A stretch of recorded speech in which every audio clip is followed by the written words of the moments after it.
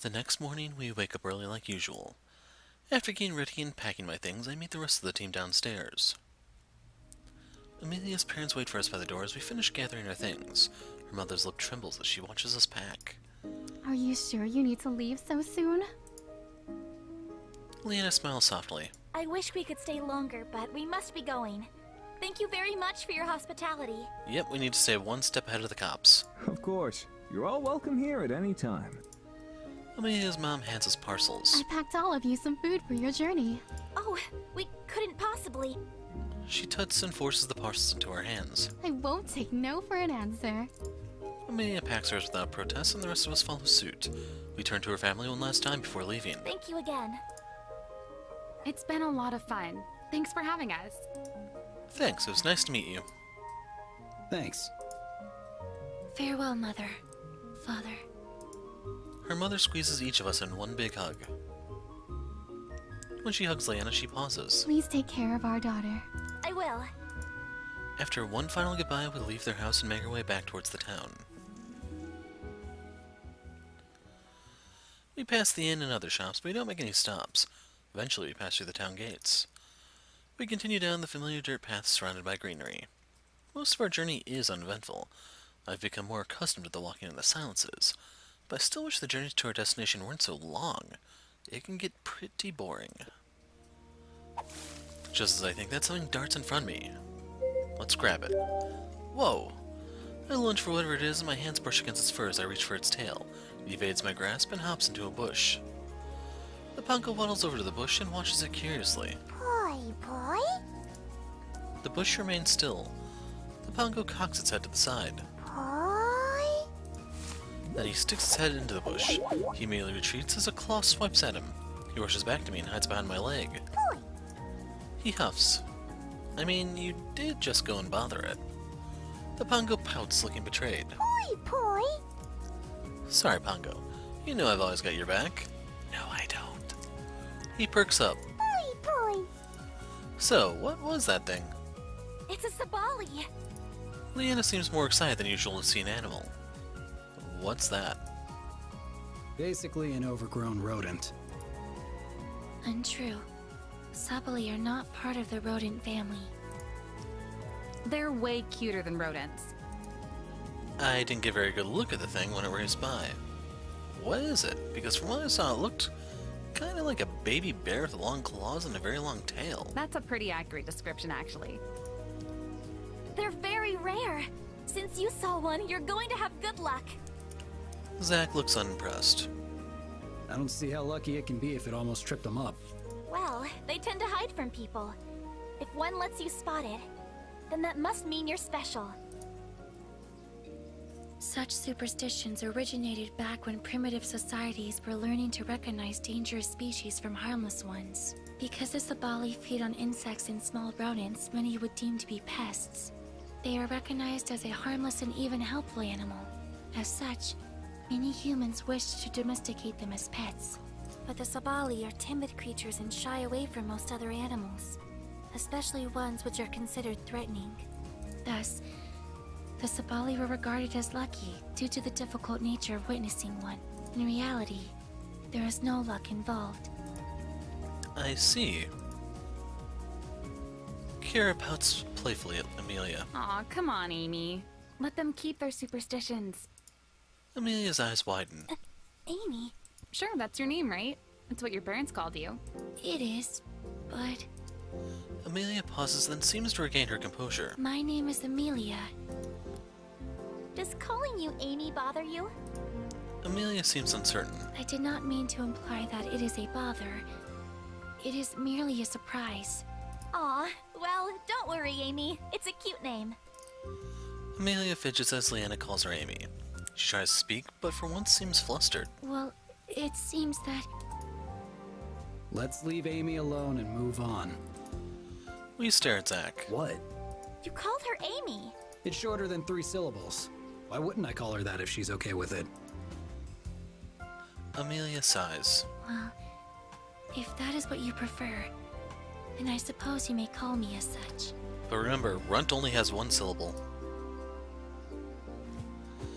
Kara grins and pats Amelia on the head. I I knew you'd come around. Amelia at first blinks in confusion. As Kara continues to headbat her, she doesn't really seem to know what to do with herself. Eventually, she just lets it happen.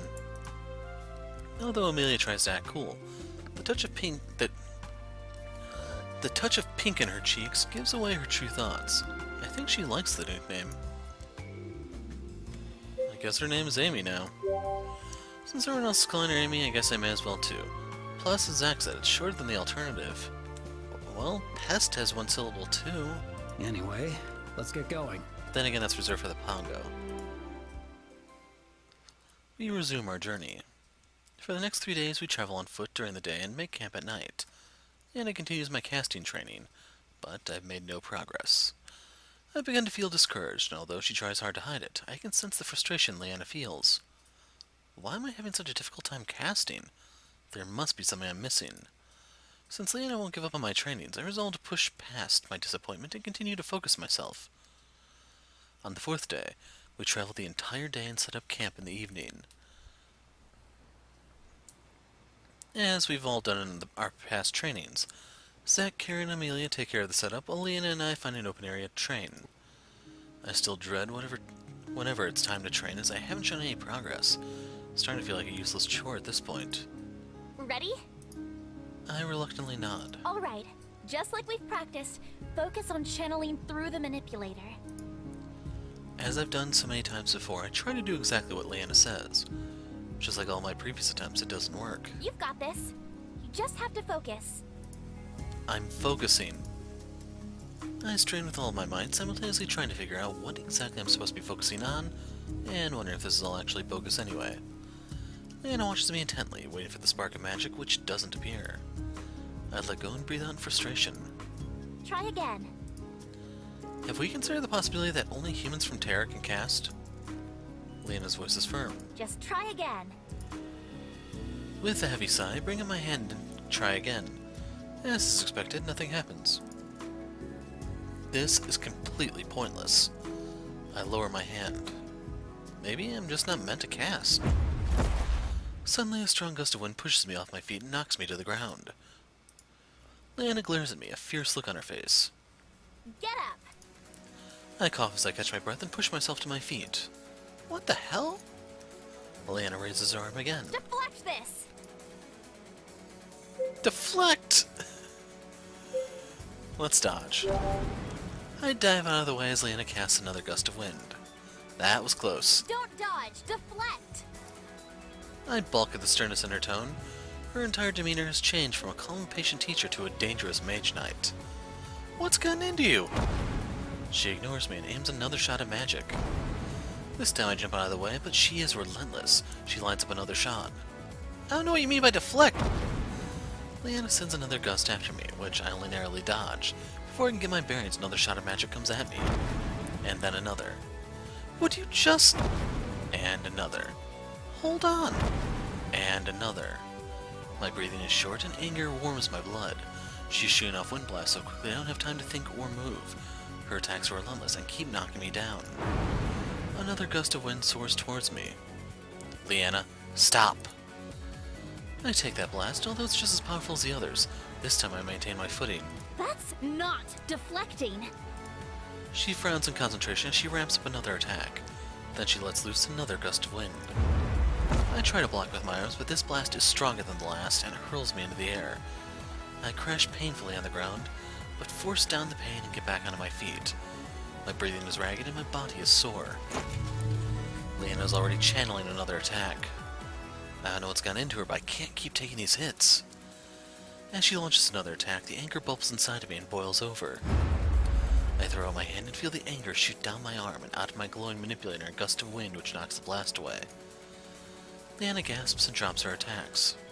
You did it! I stare at my arm, too bewildered to even comprehend what is happening. Suddenly Leanna is laughing loudly. As things calm down, I notice the rest of the group is already here. They must have heard the commotion. He casted? Leanna grins broadly. He did! He finally cast! That's amazing! That wind magic, it came from me. The realization slowly dawns on me. I casted that. My eyes grew wide and I split into a huge grin. Yes! I can't believe I did it! Leanna's grinning from ear to ear. Even Zack cracks a small smile and nods. Amelia watches us curiously. I assume you used the technique which we had previously discussed. Wait, what? Leanna looks sheepish and refuses to make eye contact. What technique? The high from my casting begins to wear off, and I remember the mix of anger and confusion I felt from the attacks. You mean you guys thought it would be a good idea to randomly just start attacking me? Leanna shakes her head, looking a mixture of worried and guilty. Amelia calmly responds. Indeed. I didn't expect her to so bluntly agree. Why? You were making no progress on your training, and I believed a new strategy was necessary. One such method is to utilize the ingrained need for survival. When placed in high stress, dangerous situations, the human body will use all its resources to ensure survival. By putting you in such a situation, your response to protect yourself enabled you to tap into the manipulator and channel energy. I consider what Amelia said. Everything happened so fast, but once I realized there was no way to talk my way out of Leanna's attacks, I knew there was only one way out. I'm really sorry. Amelia felt this was the best way for you to learn since you didn't seem to be getting it my way. She trails off. I hope I wasn't too hard on you. Please be gentle next time. I can't deny that the strategy worked, and she does seem sorry about it. I smile reassuringly. I guess I'll let you off the hook this time, but next time you plan on surprise attacking me, maybe you can hit me a little less hard? Leanna looks sheepish. I'm sorry. I thought my casts were reserved. If that's what you call reserved, then remind me to never get on your bad side. So what now? Should I try it again? Are you feeling up to it? If you need to take a break, we can do that. I think I should be okay. As the words leave my mouth, my arm stings and I feel a wet spot on my elbow. When I look down, I notice blood on my shirt. Leanna gasps. You're bleeding. I twist my arm, trying to see the damage. You don't say. Hold on, I brought bandages. It's really no big deal. She races back to camp and grabs a roll of gauze from her pack. When she returns, she kneels beside me and reaches for my arm. I move my arm out of her grasp. I'm okay, really. This is just a scratch. Based on the level of bleeding, I can tell it's a bit more than a scratch. So can Leanna. She shakes her head. It's my fault you got hurt. Without taking no for an answer, she grabs my arm and takes a look. This time I didn't bother resisting. Gently she dabs at the blood with a damp cloth. I try not to wince from the sting. I'm sorry. I'll try to be gentle. You're fine. Her hands are warm and delicate, and for a moment I forget what she's actually doing and can only feel her touch. Her gentle fingers deftly wrap the gauze around my arm. After she secures it, she lets her hands fall back into her lap. I feel a split second of disappointment as I let my own arm fall beside me. There, good as new.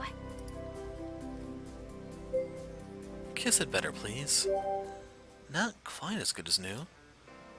Leanna looks at me questioningly. Is something wrong? You forgot to kiss it better. What? Leanna's eyes grow wide. Back where I come from, when someone gets hurt, you kiss the sore spot to help it get better faster. This is something that everyone does? Yep. Leanna shifts uncomfortably. I don't know. That's not something we do here. I pout. First you injure me, and then you make fun of my culture. No, that's not my intention at all. It's like you don't want me to get better. She bites her lip. Okay, if it's something that you guys really do, then I suppose I can do it for you too. I hold out my elbow. Leanna's face turns bright red. She hesitates and looks around quickly to make sure no one is watching, then leaves a small peck on my elbow. There. I grin. I'm feeling better already. Her face is still crimson as she nods. I get to my feet and we return to camp. After we've all had a chance to eat and relax, we get ready for bed. For once, as soon as I lay down my head, exhaustion overtakes me and I fall right to sleep.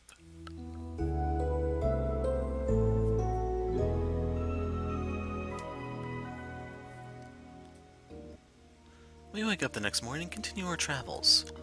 After my last burst of magic, I've tried to replicate that feeling of casting. Although I'm finally seeing improvement, I still can't cast as well as I hope. The result of my casting is just a weak tendril of magic, but at least it's something. Leanna's spirits have been lifted too, and she continues my training with renewed enthusiasm.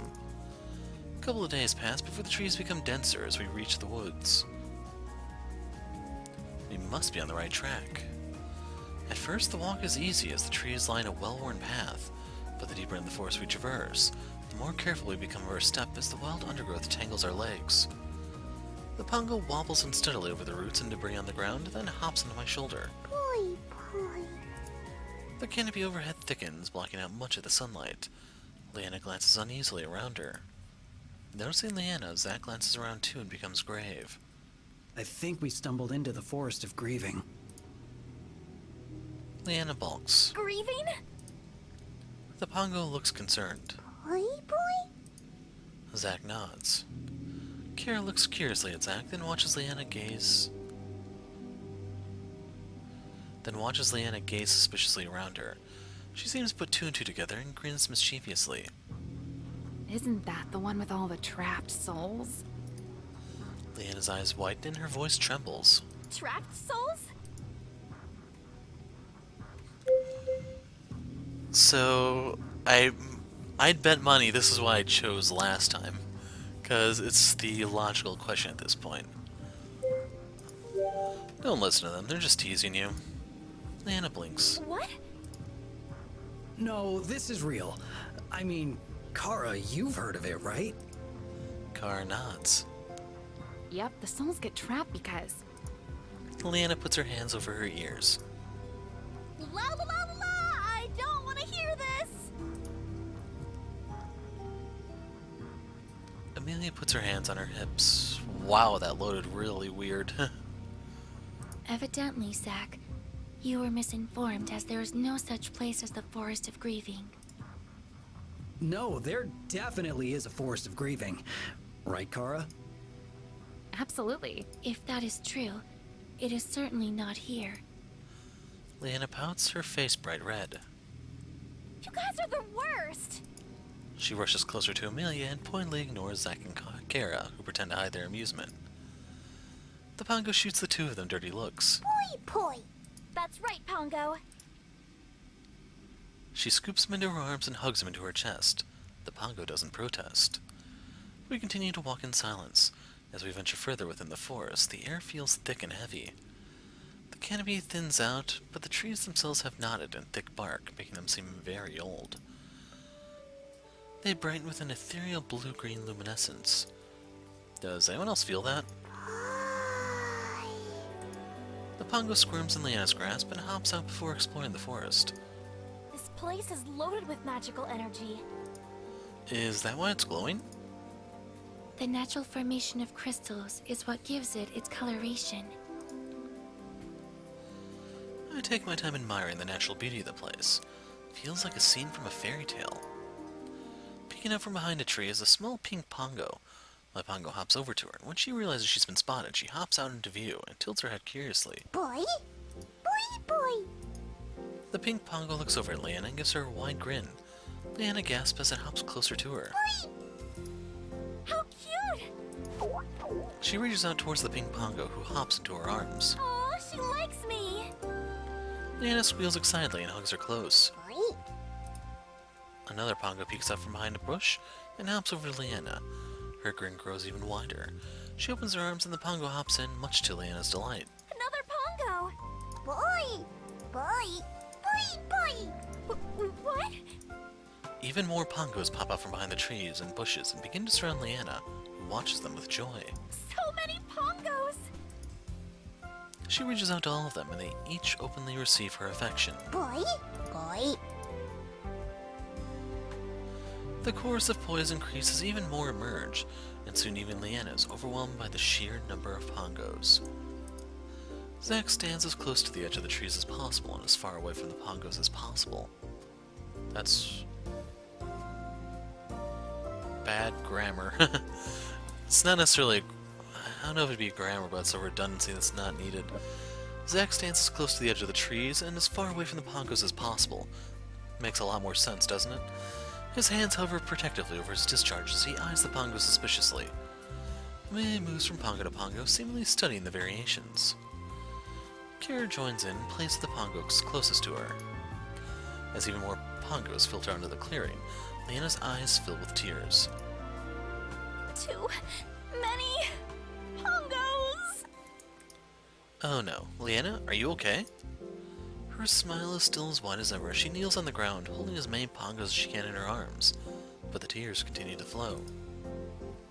She speaks between sobs. I can't hug them all!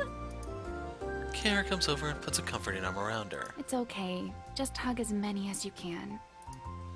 Leanna sniffles and nods. My pongo looks up at me with a wondering gaze. Yeah, I'm cool. I look down at him and smile. Don't worry, you're the only pongo I need to kill. He beams and hops into my arms, then nuzzles me affectionately. From among the pongos emerges a pongo larger than the others.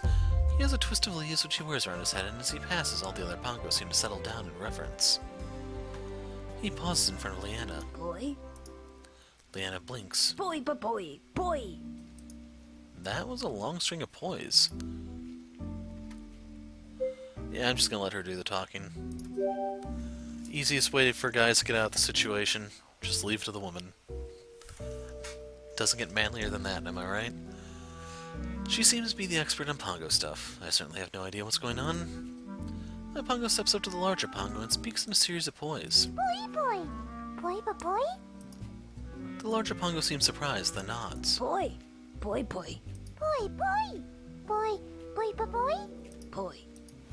He turns around and hops deeper into the forest. My pongo faces us. Boy, boy. He tilts his head to indicate the forest, then follows the larger pongo. Should we follow them? Zack shrugs, but Leanna nods. Yeah, I think we should. At the very least, we can't leave him. What if he's leading us to danger? It would seem that the other pongos respect the larger pongo. He may be the equivalent of a king or other authority figure. If he wished us harm, we would already know. Besides, the most harm a pongo can do is cuddle us. We better get a move on before we lose them. We follow the pongos further into the forest. Some of the other pongos tag along, popping in and out of the trees. Never seen so many pongos in one place before. What are they all doing here? Eventually we stop in front of a crumbling stone structure. Boy, Boy? The pongo leader nods. boy, boy, boy, Boy! Boy, boy, boy. boy. Boy, boy. It would seem the pongos have escorted us to the temple we seek. How do they know? Can they understand us? More than likely, our pongo friend inquired as to the reason for the migration of so many pongos in one area. He must have been curious about their source of energy, which just happens to be the Earth Temple. I narrow my eyes at Amelia. This seems very coincidental. Do you speak Pongo? No, but that rationale should be common sense.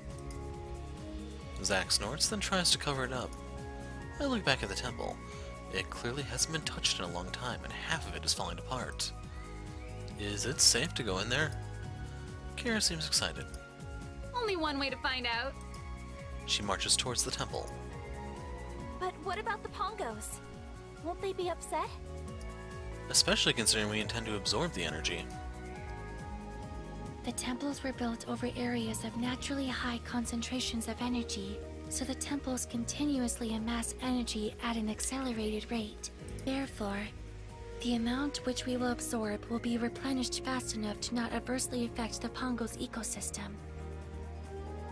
Why don't people live near these pockets of continuous energy? The only energy we are able to manipulate is extracted from crystals. This form of energy, which resides in the air, cannot be manipulated or absorbed by humans. She pauses. Humans of Terra, that is. In contrast, Pongos are able to absorb all forms of energy, including airborne. I see. Either way, it sounds like the Pongos will be okay. Leanna nods and we follow Kara. The Pongos make no move to stop us, but continue to watch us curiously. Come on! We approach the temple's entrance.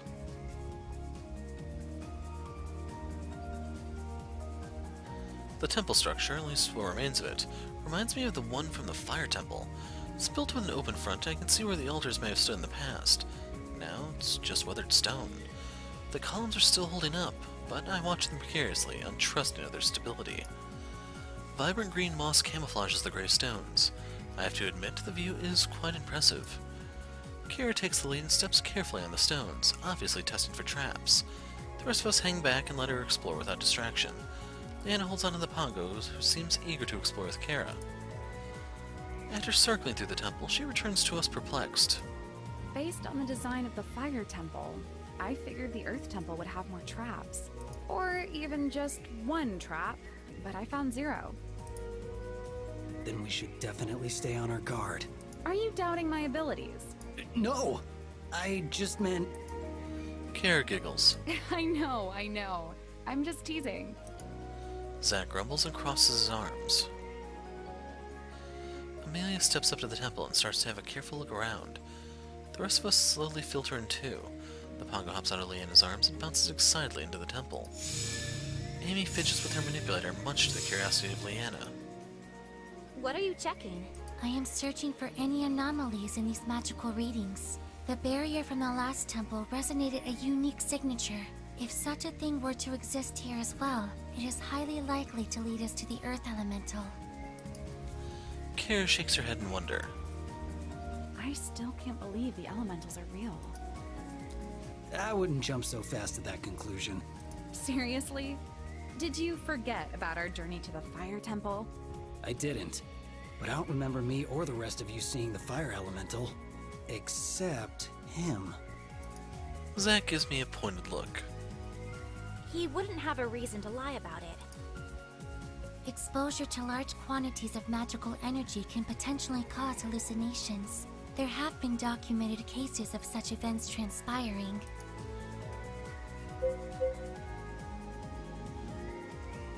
Odds are I went with this one. I'm not from here, so anything is possible. You have a dude who traveled here from a temporal rift from a parallel world and can directly absorb energy. I'm pretty sure anything is possible. Fair point. Amelia looks at her manipulator. There appears to be a strange pattern regarding energy distribution. A sudden rumble from above breaks our attention. The rocks shift precariously, then crack and come crashing down above me. Look out! Leanna tackles us both out of the way just as the rock smashes down, leaving a heavy split in the stones on the ground. I land hard, my body erupts and aches. Are you okay? Leanna props herself up on me and peers down with a worried look. Sorry. I channeled my wind energy into reaching you in time, and I didn't even think about softening the landing. I stare at her. You just saved my life and you're apologizing over something like that? Leanna looks a little surprised, but then she lets out a smile. Are you okay? Yeah, thankfully the brunt of my fall was broken by... Her voice trails off and her cheeks redden when she realizes she's straddling me. She quickly picks herself up. I actually didn't mind us being like that. I wince as I carefully push myself to my feet. Leanna's attention is on the mountain of rocks, suctioning us off from the rest of the team. Hey! Can you guys hear us? No! Kara's voice is muted from the other side of the rock wall. We're fine, what happened? The structure collapsed from the instability of the ruins. I would advise caution moving forward. Poi, poi. The Pongo's voice is very small. Pongo! Don't worry. He's safe here with us. Damn. Speaking of moving, how are we gonna get these stones moved? Stand to the side. I'll move them with my magic. Leanna motions me to move back and I comply. Her gauntlet flickers to life as she channels her wind energy. At first the rocks refuse to budge, but Leanna keeps trying. Sweat beads on her face as she concentrates, but even after a few more attempts she's unable to move any of the rocks to break the wall. I can't seem to move any of the stones. The frustration is evident in her voice. It's weird that she can't move any of the stones at all. I hear some shuffling on the other end, and I assume it's Amy using her manipulator to scan. Interesting. It appears these are no ordinary stones. They are shielded with magic. What does that mean? The magic they are shielded with are dampening any other outside magical efforts. That's not good. However, in light of this new information, I am able to adjust the type of reading necessary to override the wall's magic block. By doing so, I am able to plot out the navigation of this temple as the ruins emit energy. Based on our current locale, our paths will converge in a short time if we move further in. That sounds like a plan to me. Let's get going then. Leanna and I look at each other and nod. We start heading in the direction Amy provided. We stick close together and keep a cautious eye on our surroundings. Leanna periodically checks her manipulator. Looking for something? I'm following Amy's energy signature to make sure we're both going in the same direction. So far, we're still on the right path, and should be converging with them soon enough. That's good. I put my hands behind my head. Hey, I forgot to thank you earlier for saving me. Thanks. Leanna smiles. You did the same for me. Huh? Raven Pass, remember? When we fought the treasurer. Oh, that. Yeah, I guess so, but I only pushed you out of the way back then.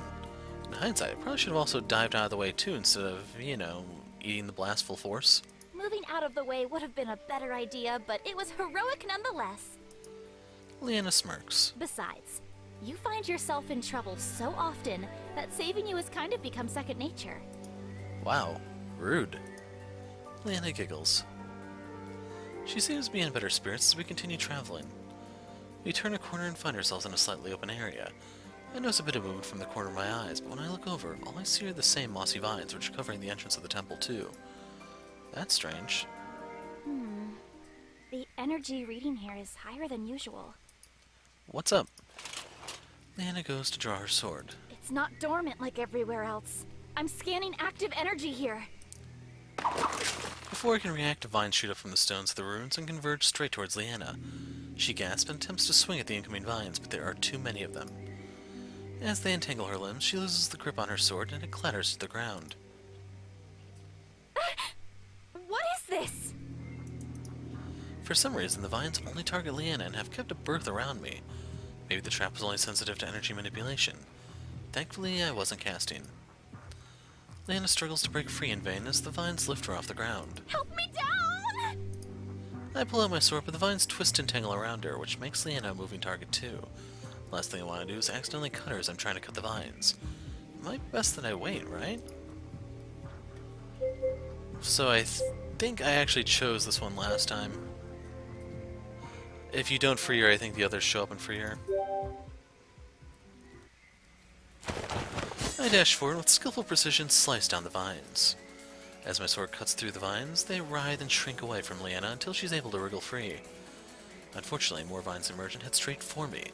I cut them as they approach, but there are too many of them and I struggle to keep up. Just as the vines are about to encircle me, I spot the familiar glow of a blade, carved trails of light through the vines. Leanna is a blur. She methodically slices the vines with an accuracy and speed I strive to mimic. Before long, all the vines lay in motionless pieces on the ground. Well then. This never happened. Got it? She glares at me despite her burning cheeks. Yes, ma'am. Let's hurry up and get going then. Leanna doesn't wait for me as she continues down the path. I jog to catch up to her, but Leanna is extra cautious and keeps her blade at the ready as we continue down the path. Thankfully, without further incident, we spot the rest of the group waiting for us on a converging path. You guys made it! Boy.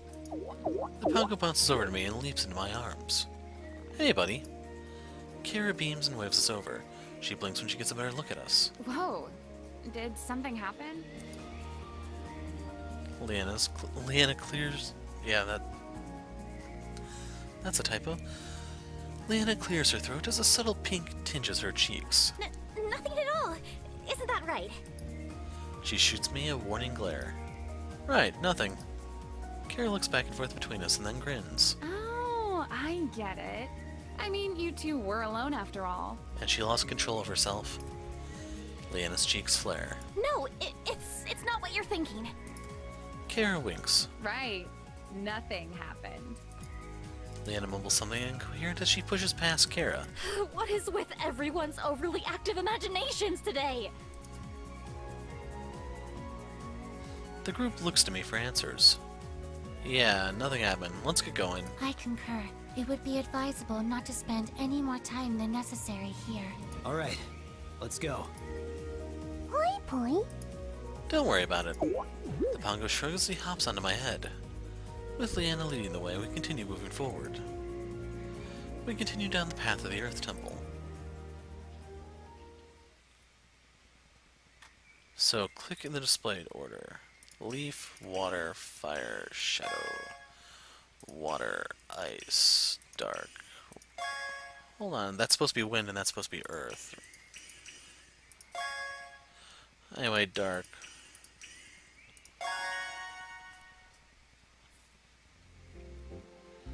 We finally make it to the core of the temple. The center of the temple is a lot different than the rest of the place. For one, it's not crumbling apart. Birds flitter across the sky and there's lush greenery all around. Sitting in the middle of the garden is a beautiful woman. Her dress is the same green as the plants, and there's something about her that feels warm, inviting, and alive. The sounds and voices of my friends fade away as I'm filled with the tranquility and beauty of nature surrounding me. She raises her hand, and at her touch I feel a sense of calm and peace. Just like at the fire temple, I can feel the revitalizing effect of the energy absorption. So her eyes move there if you didn't notice. The more energy I absorb, the more translucent the elemental becomes, until with a small smile, she disappears. Slowly, the scenic nature view fades from my senses, and I'm pulled back to the crumbling ruins of the temple and the curious faces of my friends. Amy and Leanna hover by me as the Pongo looks up at me from the ground. Poi? His pupil dilation is returning to normal. Are you feeling okay? You completely zoned out there. I nod. I still feel dazed as the remnants of tranquility begin to fade. Did you see the Earth Elemental? I did. This time, though, it felt different. When the energy was channeling into me at the fire temple, I felt a rush of passion and strength. This time, I felt more of a sense of peace and calmness. I can confirm you did absorb a substantial quantity of energy. However, your mention of feeling emotions based on absorbing differing elemental energy is quite fascinating. It is something which has never been reported before, given that humans of Terra cannot absorb energy. Once your senses have fully returned to normal, I would appreciate discussing in greater detail what exactly you experienced during the actual absorption of energy. Sure, we can talk about it later. Where are Zack and Kara? As if on cue, the two of them appear, each holding bags filled with what I would assume is whatever loot could be found. Don't mind us. We just went on a little all-you-can-grab treasure buffet. She grins and opens her pouch to hand something to Amy. Here, I found this. She hands Amelia an ancient tome. I figured you might be interested in this sort of thing. Amy carefully turns the pages of the book with great interest. This is written in ancient Gaian script, a language of which I have studied, but of which I am not fluent. It will take me some time to translate it using my references, but the content should be most academic. She smiles at Kara. Thank you. Kara pats her on the head. You're most welcome. A rumble above interrupts us. We all tense up and go on high alert, but no rock slide occurs this time. It looks like we got everything we need from here. Let's head out before another cave-in blocks our exit. We all agree, and still on high alert, to make our way out of the temple as quickly as we can. We make it out of the temple and back into the forest. The sunlight shimmers through the trees, making me wince and blink. Leanna lets out a deep, relieved breath. We made it. Now that we have successfully made it through the temple, let us not forget our purpose for coming here. We look at Amelia with curiosity. She gestures to me. His energy reading has increased substantially. Perhaps it is now possible for him to open a temporal rift. You want to try that now? A grin spreads across Amelia's face. Indeed. This place is pretty barren. I suppose we can try it here. Kara blinks. Oh, you're doing that again. She shuffles away and away and away until she's behind a tree. Keeping watch again? You know it. Zack creates a bit of distance too, but not as much as Kara, Leanna, and Amelia. Not as much as Kara. Leanna and Amelia look at me. Are you ready? Kara's voice is far away. Wait! She races back, scoops up the Pongo, who gives a little squeak of protest, then sprints back to her tree. Finally, she gives a thumbs up. Okay, good to go. Alright, let's try it. Just do what you did last time, except now you can focus and channel your energy. Amelia, who's standing beside her, nods. I close my eyes and try to focus on creating a rift. I bring up in my mind the images of what I saw when I first entered Terra. I inhale and exhale slowly as I try to draw in on the peace I felt when I met the Earth Elemental. I remember the scent of wildflowers, the the fluttering of birds, and the creaking of trees. It fills me with a soft, gentle calm that spreads throughout the rest of my body. An odd, tranquil stillness fills my mind. Keep going. Visualize your cast. My brows furrow. I see a dark shape peeling away at the sky. And suddenly, a hot surge of energy flashes down my arm. There's a loud crack followed by a hiss. I open my eyes. A churning wind pours out of my manipulator and swirls about the dirt and grass. The trees groan and sway. I try to keep the wind stable, but it's just too strong. The muscles in my arms strain with effort. The wind whips about Leanna's hair and clothes. My cast is more powerful than before, but still unrefined. You are nervous and panicking. Ease your mind and calm yourself. Right. Don't panic. Don't panic. My heart lurches. Anxiety coils in my stomach. You may stop now. I do as she says. The wind snarls and then smooths to a gentle breeze. The last bit of it skims through the grass and then vanishes, quick as a butterfly flutter. My arms dangle at my sides. They feel as if they're being pulled down by heavy weights. I take in deep breaths, my heart still pounding. I cringe and look up at the two. How'd I do? Leanna hesitates. That was... A failure. Amelia! Amy blinks in surprise. Is that not what you're going to say? He was unable to create the rift. Leanna sighs and crosses her arms. He did better than his first try. He actually cast something this time. Amelia blinks again. I see. I suppose there was some improvement. She taps her chin in thought. I believe your magic training should involve bettering your accuracy and honing your focus. At this point, we are still unsure if the inability to create the rift is from your lack of energy or technique. Right. I puff out a defeated sigh. Seems that I still have a long way to go. Hey, where did Zach go? Huh? I look up. Zach isn't anywhere in sight. That's weird. I glance around. Deep in the forest, I see a rustle of something black. I squint. Maybe it's Zach's trench coat. I zero in on it to see Zach and Kara peeking behind the same tree. Hey, when did you get all the way back there? Zach's voice is faint. You couldn't control it. No way was I gonna stand there if you went splat. This coat is not easy to clean. My jaw gives a little tweak. Thanks for the vote of confidence. Kara grins and claps her hands.